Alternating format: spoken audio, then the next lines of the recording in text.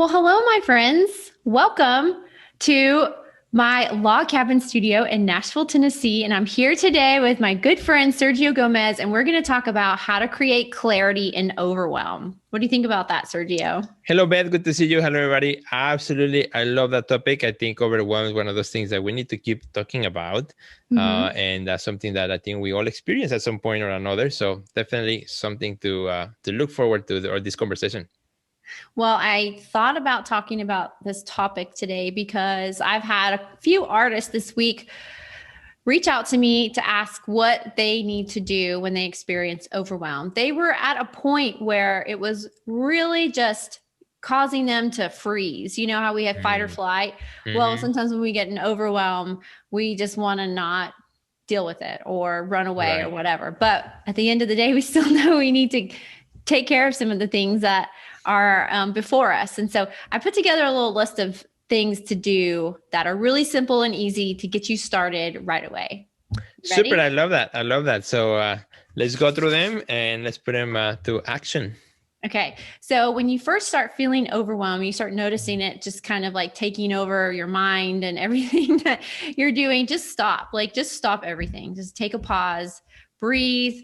Just know that if you keep going forward, it's not going to get better. So we just have to slow it down, stop, and then really just take some time to reassess where we are and where we're going and how we're going to get there. So that's really like an easy first step. Just stop. Sometimes we don't take that as a cue, our stress, to just stop. We just keep going, and then we're just going to make more mistakes and maybe decisions that aren't necessarily in alignment with where we want to go. And so learning to stop and just pause and reset is such an important component to just shifting the direction that you're going in. Yeah, I love that one. And, for me, sometimes it's hard to stop because I just like to keep going and it's just my default state. So I have to almost like feel it in my body, like get tired, feel the like energy really depleting. When I'm like, okay, I think that my body's telling me to stop because my brain won't. Right. If I trust my brain to stop, it won't stop. But I have to be aware that when my body's saying, where my eyes are, if I'm working too long in the computer, if I notice like for the last few days, I've been having a hard time focusing on the work or, even if it's in the studio, whatever it may be, really being in tune with what the body's saying. So I can, as you said, make that first step, which is to stop. Super important. Yeah. Your body's going to be like bells and whistles going off, like, alert. And sometimes we're like, oh, we'll be fine. When really we should just stop. So when my friend called me and asked for advice, I was like, have you gone outside and walked around barefoot in the grass yet? Like, have you done some breathing exercises? Like, let's find out where you're at on this scale of overwhelm, because I think sometimes we don't listen to our body and we do kind of push ourselves to the edge. And what it's going to take us to get back off the edge is something like radical, sort of like self-care, radical, just sort of like pausing.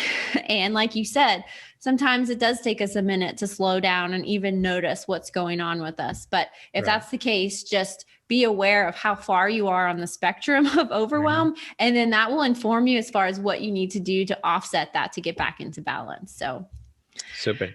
Woo, I get excited about this because it's all about balance, and I know what it feels like to stand on the edge, and it's just not good. It's just, I don't want to be there. Right. So we learn those lessons, right? Absolutely. Yeah. It's like when you have gotten to the bottom of one of those situations, hopefully we have learned the lessons and we can remember where we don't want to visit again. Right. So my next step in the process is just get a sheet of paper and just write down everything that you're feeling overwhelmed about and just kind of get it all out of your brain and on paper in front of you. That way you can at least release some of that mental load that you're carrying to keep it all straight. Like, we're not supposed to keep everything straight in our head. That's why we have calendars and planners and all sorts of things like that. Because if we try to carry that all on us, it's just going to weigh us down, and it's not going to allow us to be fully present in the task that we are engaging in the moment. And so what I like to do is just kind of get it all out of my head, write it down, start to just see visually what it is that I'm thinking. And that in itself is a great practice to just feel a little bit of relief and get a sense of some kind of organization or context to what it is that we're feeling overwhelmed about in a different way, because we're reading it and we're seeing it and we're not just like thinking it or feeling it. Well, and actually, but if you were to look at my desk, I have, my whiteboard on the left-hand side, where it's like the immediate things that need to be done. Then I have a calendar, which even though I use my phone too, I like to have this something about a paper calendar that I like to see. So things that must be done in a specific days that are super important, I like to have them there. It's like I can count how many days I have before I have to get it. So I don't have to carry it here in my head, right? Right. And then my sticky notes. So that way, if it's something that is super important, I need to let it out, goes on that board, or if something's going to come in later, a date that I must remember, then it's on that calendar. And I think that's a very important point, of releasing that stress, those things that we must carry in a place that we can then go to, and we don't have to bring in whatever else we're doing or whatever else we're going. Right. And I like to think about compartmentalizing my to-do list, because I like to show up fully present. But if I'm worrying about something else, then I'm not actually doing that. Right. So I think about putting it in a box and then putting that box on a shelf and then forgetting about it and knowing exactly where to go to get it when I do need it. So yeah, that's something we both do. And I think anyone who's juggling multiple projects and, has a lot going on, that they probably do that too. I think we find our ways that work for us. And even if we need backups, like, I have the whiteboard, I have the sticky notes, I have the calendar, I've got it on my computer and in my notebook. The reminders. You gotta cover all your bases if Absolutely. get anything done. And for those of you who are like, I just can't finish anything, I just can't complete everything. Well, have you tried this method, right? Where you have everything around you just reminding you of what has to be done. I think that really helps. Multiple backups. It's like when on an airplane, in an airplane, when something goes wrong, there's always a backup, right? There's like a number of steps that the pilot has, before the plane is completely, exactly. in a plane or no return. Yeah. That's a really great way of thinking about it. Okay, so our next point is, once you write everything down and you kind of get this new sense of everything going on that's causing you to overwhelm, start circling everything that is your top priority and circle the things that you're the most excited about. So start trying to separate some of the things that you wrote on your piece of paper to try to like give things an order as to which when it should be done and this order that you need to create for yourself. So that really will help you to start on the next best thing or take the next steps. Just start with the first thing that's the priority and then move on from there. Yeah. And there are things that, are tasks, that mundane things that we all have to do as artists sometimes feel overwhelming. And so because they feel overwhelmed, we keep putting them on the side and then they start to pile up. And something that I also try to do, as I'm working throughout my day is, I have plenty of things that I don't want to do, like answer a bunch of emails that, it's not exciting, or dealing with problems or things like that. But then, finding things that I love, that brings me some joy in the work. Even so, it's still work, but it has a different tone, to it. There's a very different type of thinking, when I'm doing this recording here with you, Beth, versus when I'm, dealing with an issue or a problem through email, and I'm really thinking about every word that I'm putting. So it's stressful. So kind of adding to our day, like you said, prioritizing what's important, and also what are the things that I can do that can also break up that pattern, give me a little bit of joy before I can get back again to the things that maybe are a little bit more stressful. Yeah. And I think sometimes we try to put too much on our plate too, and we try to do too many things. And when we can see all the stuff that we're sort of, planning for us, we can maybe take some of that off the list. Right. And I think that's really powerful too, like learning what's the most important, because it aligns with your goals versus like what maybe work that isn't necessarily aligning with that. And so it helps us differentiate it. And I always put things in different columns. So like you were saying, like the tedious stuff that you don't want to do versus the things that really get you excited. I think it's good to know, because then sometimes you can block all that tedious stuff off in like a certain time period and get it all done and and then just get rid of all that feeling off of you, and then kind of give yourself that space to just dive into the things that you really love doing. Absolutely. Yeah. Finding system, right? What system kind of works for you. I've been recently using again Google Docs. I had them for a while, then I kind of get rid of them. But then I put them back again as I'm working now with a bigger team. So with every person, I have a Google Doc. So we go through that Google Doc every Monday, and that's what we use instead of sending each other messages. And then those messages begin to kind of cross on your head, and like, what did you say to who? That has also helped me kind of keep things in order and not to get too overwhelmed with that. So kind of everyone finding what system works for you, and that means trying, testing till you find something that's suitable for what you need. The worst is thinking you don't have any options at all and that you're just stuck and that you're never going to get out of overwhelm. And I find people in that position a lot.